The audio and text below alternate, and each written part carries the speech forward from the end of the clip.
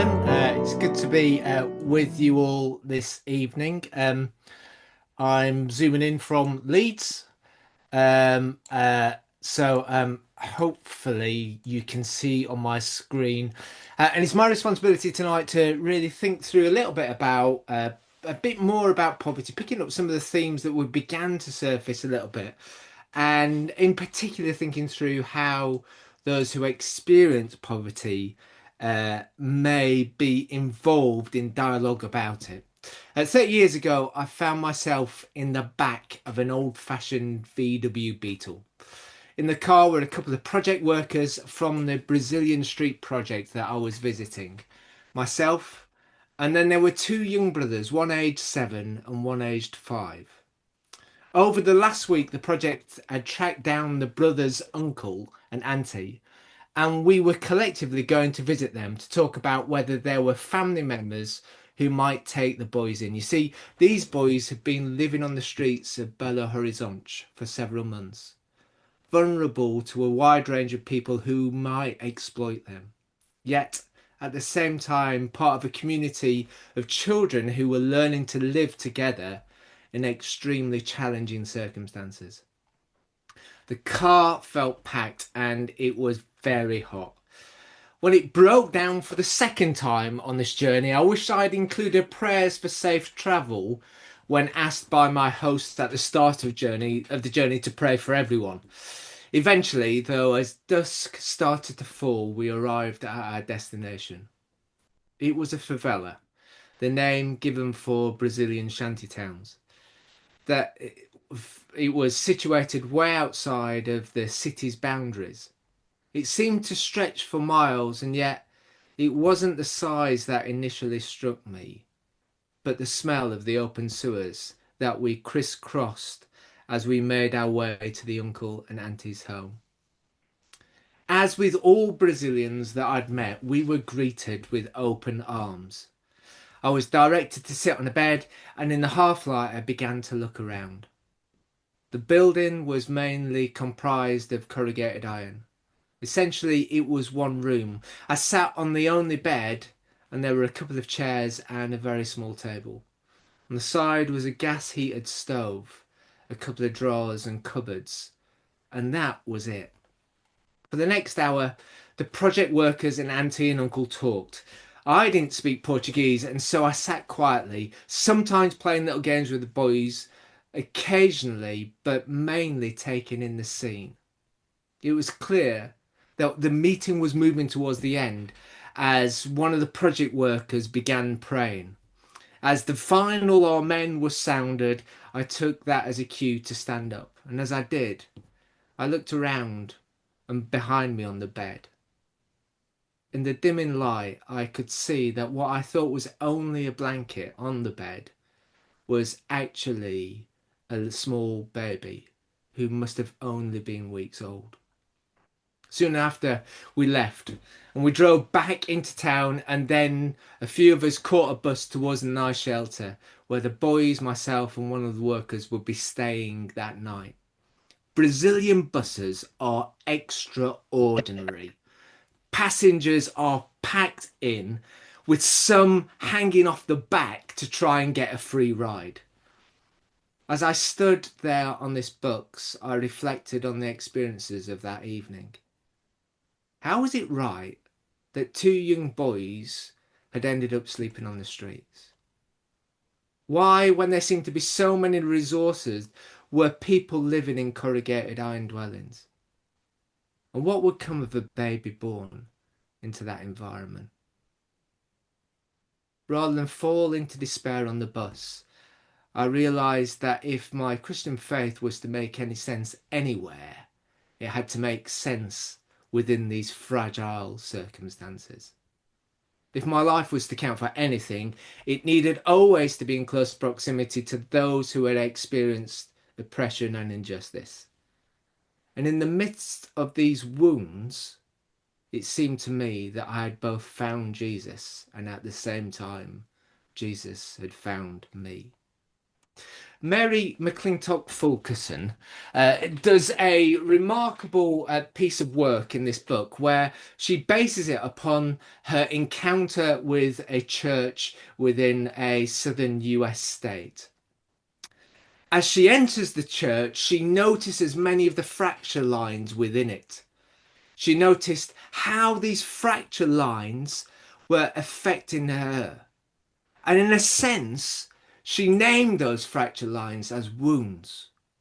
Wounds that were felt by some of the individuals within the church. Wounds that were experienced across the congregation. Wounds that were exaggerated by the narratives of wider society. And wounds that she carried around within her. She writes, as Charles Winquest suggests, creative thinking originates at the scene of a wound. Wounds generate new thinking. Like a wound, theological thinking is generated by a sometimes incoherent sense that something must be addressed. Another American writer, the Catholic political theologian William Kavanagh, talks about the wounds that are found within the church's engagement within the world. And he talks about economic wounds, he talks about political wounds, and the wounds of violence towards people. And it seems this sense of woundedness seems to be crucial to being addressed for him, how we engage on all of those different levels. And as I reflected, I started to think how theology is often being done at the wound. When you think of some of the early church councils, they were because there were fractures within the church of different thinking, and many of our doctrine kind of emerges out of this sense of a wound of the fracture that was going on. When we look at theological ethics in the last 100 years, so much of it has been dominated by events like the Holocaust, a reaction to it, thinking through how do we hold the Christian narrative within the world. The proliferation of liberation theologies around the world addressing various different issues are often found as reflections upon theological faith at the point of a particular wound. And I want to suggest that poverty in some ways is such a wound. It's a wound for those who struggle against it.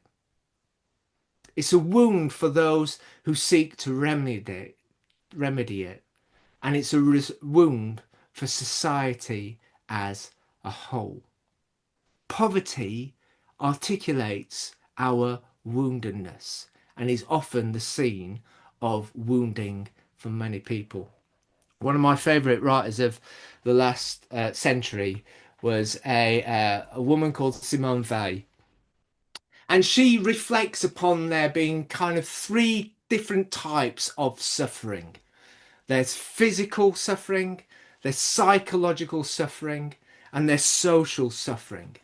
And for her, where all three are in place, there's a sense of affliction, where somebody experiences physical, psychological, and social suffering. They are in some ways afflicted. She reflects upon the ordinariness of suffering and the horror of affliction. And I want to suggest that if poverty is a wound, then we as society as a whole experience the suffering of it. But for those who experience the struggle themselves, they are afflicted by it. Part of Simone's kind of outlook on life and outlook on how we negotiate life is that rather than avoid suffering and affliction, we pay attention to it. She says that attention is the rarest and purest form of generosity. That actually by paying attention to challenging things, we are, in our sense, giving ourselves generously to the other. Those who are unhappy, she writes in Waiting for God, have no need anything else in this world but people capable of giving them their attention. The capacity to give one attention to a sufferer is a very rare and difficult thing. It is nearly a miracle. It is a miracle. So, this idea of paying attention to the complexity of the wounds of poverty, something I just want to kind of riff on for the next 20 minutes or so that I think I've got within my allotted half an hour. And I want to riff on it in three ways. I want to riff on it in actually by paying attention to the wounds of poverty, we might understand the nature of poverty better. I want to riff on it by saying that paying attention to the wounds of poverty, we might hear some of the wisdom within the cries of those who are afflicted by it. And I want to say that by paying attention to the wounds of poverty, we may start to enable relationships that bring transformation. But for people like me, white, male, heterosexual, middle class, I have to confess, individual, there is a word of warning that in paying attention, I suspend my natural propensity to be seen as the hero. I was being brought up in Sheffield, not too far away, in a nice middle class household. And from the age of 5, I think I was taught to wear my pants outside of my trousers with a cape on my back because I was taught how to fix things and how to be the center of the story. This was exaggerated by the fact, as was said earlier, I was from the Salvation Army. And so from the age of 6, a brass instrument was thrust into my face and I was put on many platforms. And so I got used to the applause of people kind of clapping my brilliance. And the downside of all of that is that actually I have a tendency to write stories with me right in the heart of it, where I'm sorting things out. And through pain and challenges, I've realized that if I'm going to pay attention to the wounds of poverty, that story has to be ripped up. So, with that in mind, let's pay attention to some of the wounds of poverty. Please listen to Foxy. I grew up in an actually affluent part of Glasgow. Although I lived somewhere really affluent and I went to really good schools, we had no money. We were very poor growing up. I had to have cardboard in my shoes when there was a hole. I knew we were poor because I was hungry a lot. I knew we were poor because I heard my parents talking about bills not being able to get paid. You're excluded a lot when you're poor because your choices are so limited. It's frustrating, I think, as well, when you're young and you can see how much your parents are struggling. And you're too young to understand why, but you just know that something is wrong. I have a few different health conditions and disabilities, so as soon as I open my eyes in the morning, I have to assess how much pain I'm in to see if I can actually function or not that day. My poor mental health and being in poverty are very much linked. They're seriously intertwined. If I had good mental health, then I would have been able to work much more in my lifetime, and I would probably feel a lot better about myself, which would continue to spur me into continuously changing and improving my life.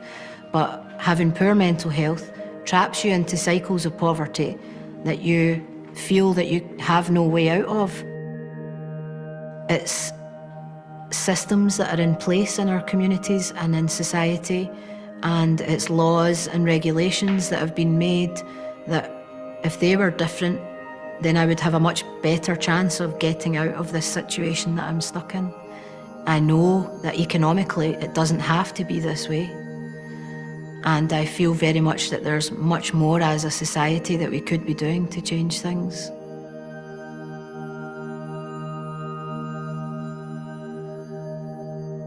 Brilliant. You hear Foxy talking about some of the themes that we were beginning to surface from before the break. You hear the kind of complexity beginning to emerge of poverty, the childhood circumstances, the kind of generational nature of it. And yet, actually, she starts by saying we weren't born into a particular one of the neighborhoods that you would normally associate poverty with. They were born around wealth. The relationship between the wound of poverty and other wounds, the health wounds that she talks about. The reality that it seems like systems and laws and structures seem to be part of the issue that seems to get in the way, something we began to touch upon earlier.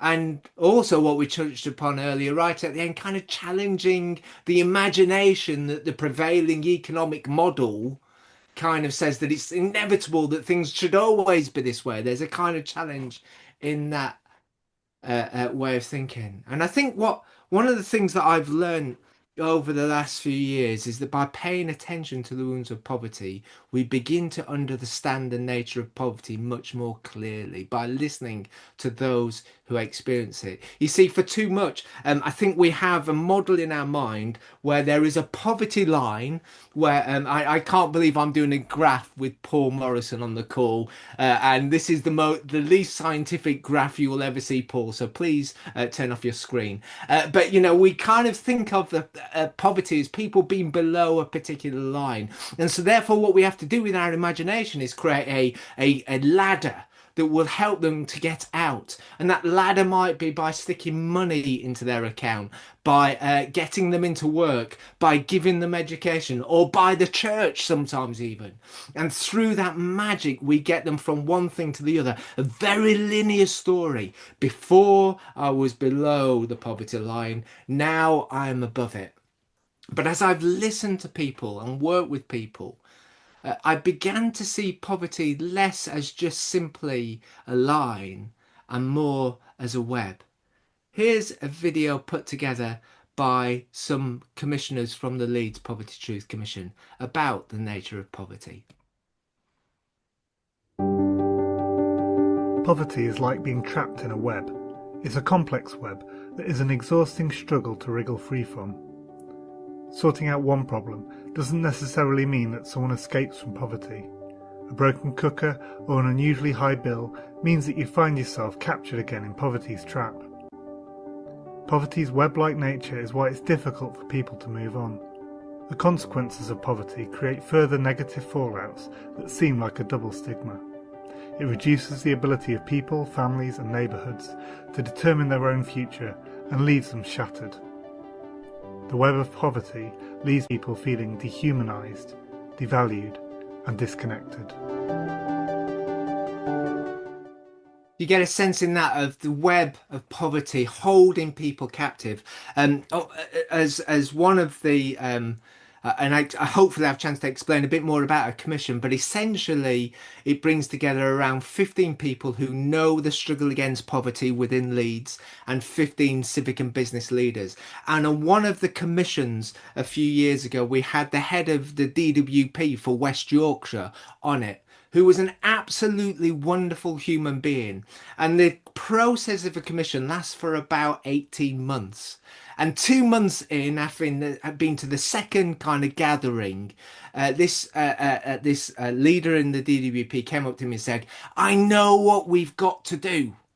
I'm going to go back and change something we're going to do. And I said to her, Sue, it is wonderful that your impulse is we've got to try to change things because you're seeing already how the system is failing some people. But I said, Sue, just wait a little while. Because if we deal with some of the web over here, that spider will be spidering a web somewhere else and will still trap people in. We have to understand some of the complexity of poverty before we can just simply jump to putting on our cape, being the superhero and sorting out what we think are easy solutions. This paper by Snowden and Boone talks about different kinds of problems, talks about simple problems, chaotic problems, complicated problems, and complex problems. And in complicated problems, it's like one of those difficult mathematical equations where if we just work it all out and get everything in the right order, eventually we will get it sorted.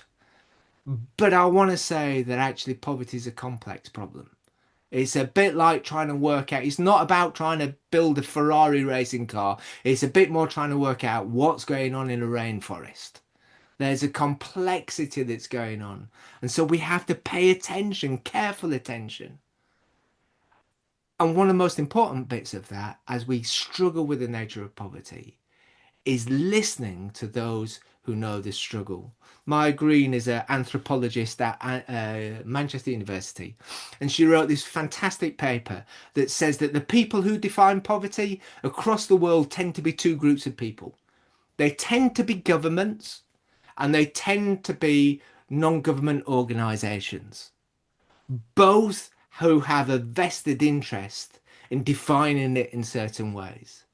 And in the paper, she says, it seems ironic, but the people who are arguably the experts within poverty, those who struggle against it, are never part of its definition. And we've seen this writ large sometimes in our sessions. Sometimes we'll do human spectrums where you stand on an imaginary line. And on one side, it might be that you kind of think poverty is all about lack of resources. And on the other side of the line, it could be that poverty is about isolation. And these two groups of people, the 15 who have the experience of the struggle and the 15 civic and business leaders from across Leeds, tend to go in opposite directions when we get to that. The civic and business leaders think it's all about having the lack of resources. Those who experience it see it more as the isolation.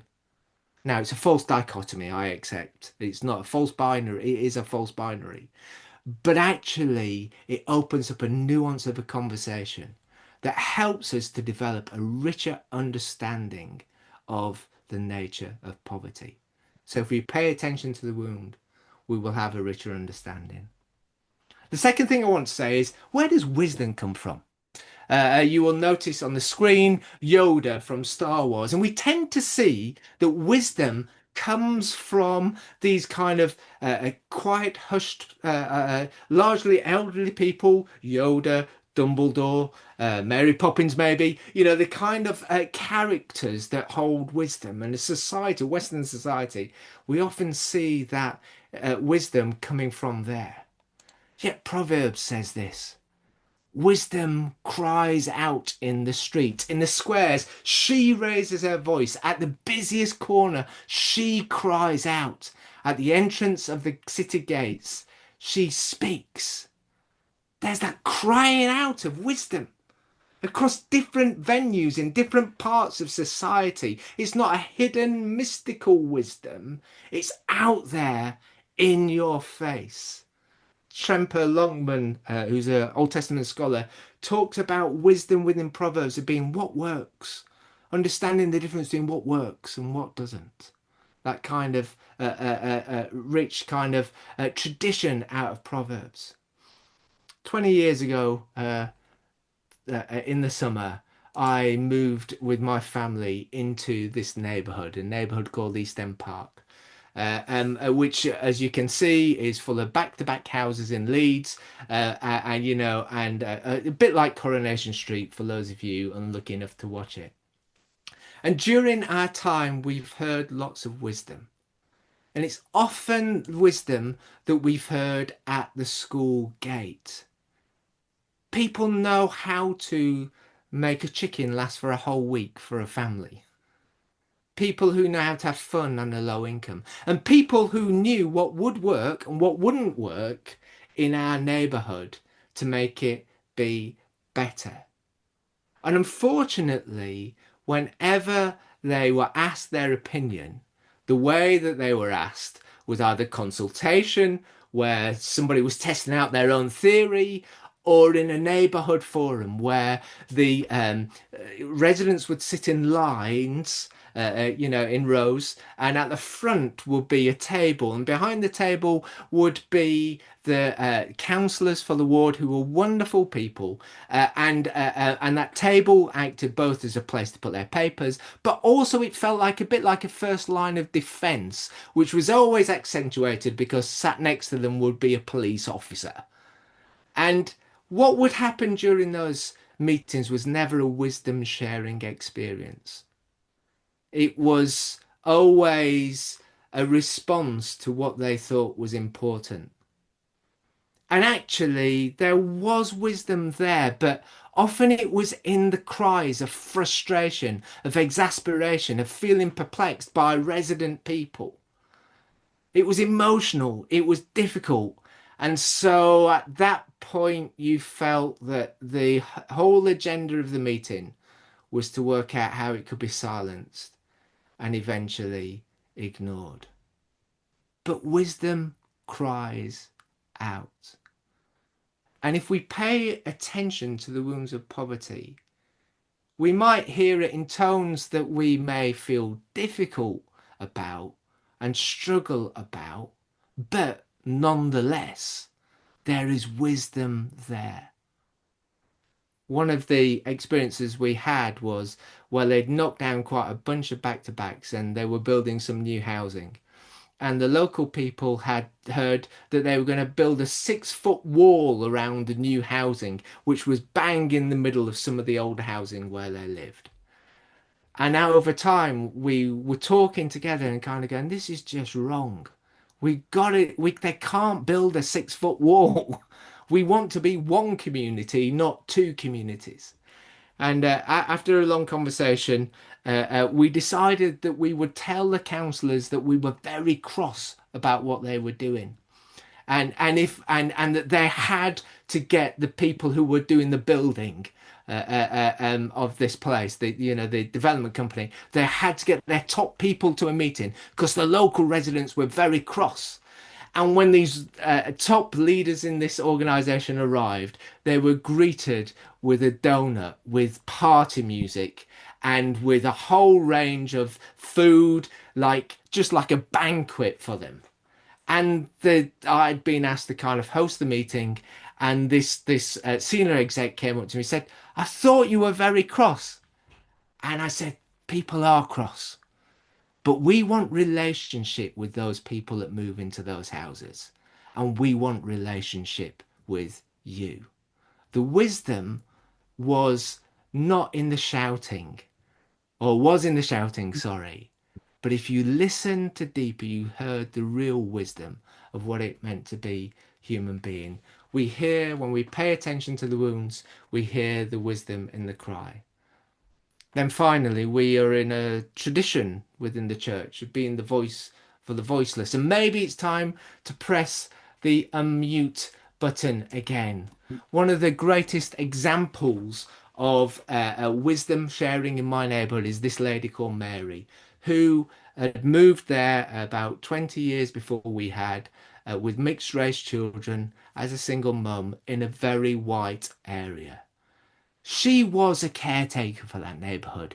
People who were struggling always went to Mary when they needed taking care of.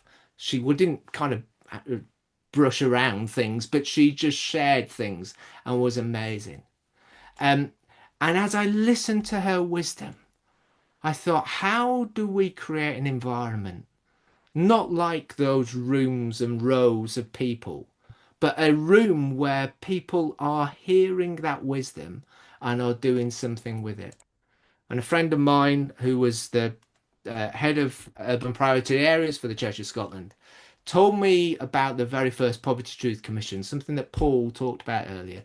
Talked to me about the fact that it started on a Saturday afternoon in Glasgow City Chamber, where 15 people who knew the struggle against poverty stood up and shared their wisdom. Not a poor me show, but a celebration of dignity, of resilience, and their utter brilliance at being able to negotiate life despite what they'd faced. It then continued when 15 senior leaders, including the Deputy First Minister of Scotland and the head of Strathclyde Police, joined them. They took off their lanyards and they met one another as human beings, building relationships to the point where trust could flourish so that they could then tackle some of the difficult issues. He talked to me about the fact that they talked about domestic violence, and the senior police officer said, "This is what you should do when you know it's kicking off somewhere in your neighbourhood." And Maureen will call her from government and said, "Let me just check that out. He said, should I do this, this, and this, and this?" And he said, "You're dead right." And she said, "That's a shame, because yesterday when it was kicking off next door, I did this and this and this, and your lot didn't show up." And so the next time they rewrote the process together with the right people in the room, i.e. those people from the community and those who desperately wanted to make a difference in their workplace.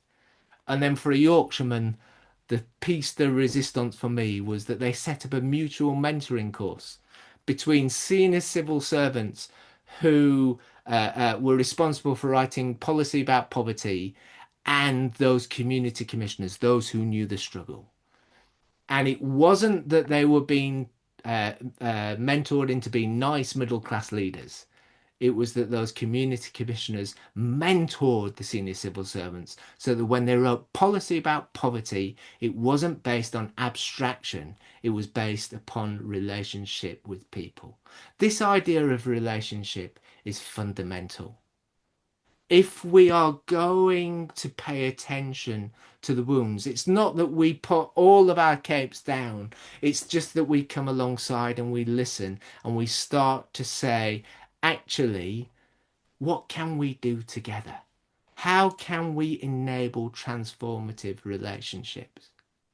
How do we hear that wisdom?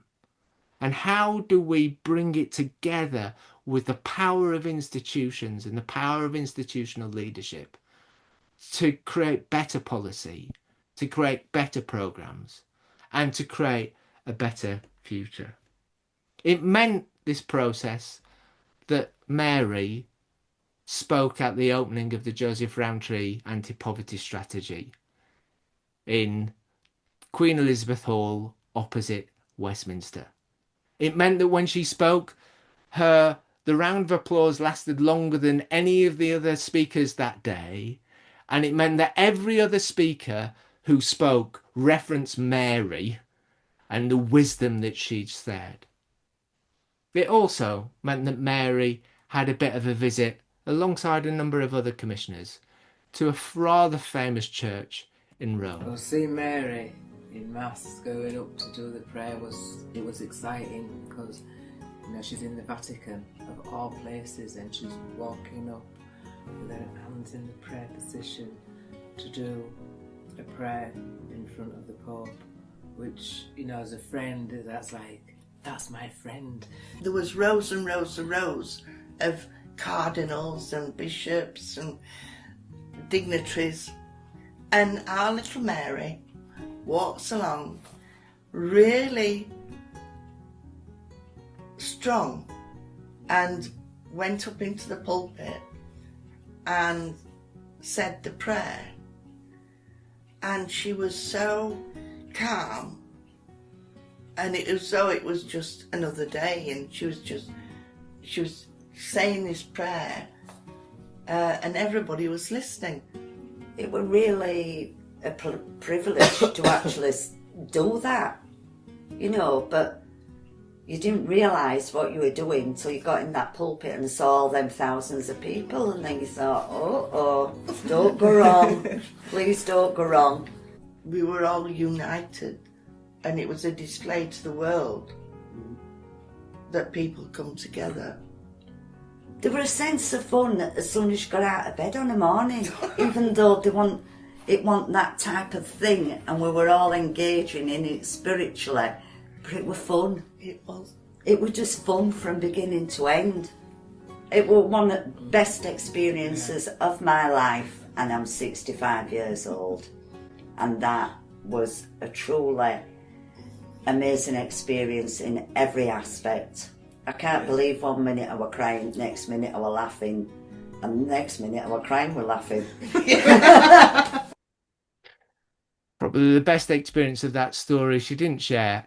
When she got given the prayer to read, she said to the cardinal or whoever who gave it to her, I'm not sure this is a word in English, imbue. Um, so the cardinal went, oh dear, and he scuttled off. And after a while, he came back and he said, we've checked it out. It is a word. And Mary looked at him and said, it's not a word we use in Yorkshire that much. And then went on to give the prayer with the Pope in the background. I want to suggest that if we pay attention to the wounds of poverty, that actually something else begins to emerge. And that thing that emerges is hope.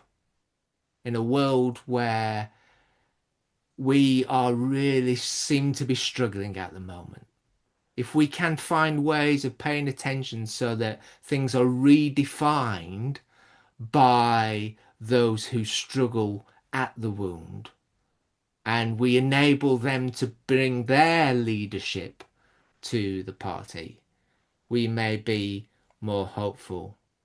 In our neighbourhood with Mary, I remember a day where we'd had a really tough week.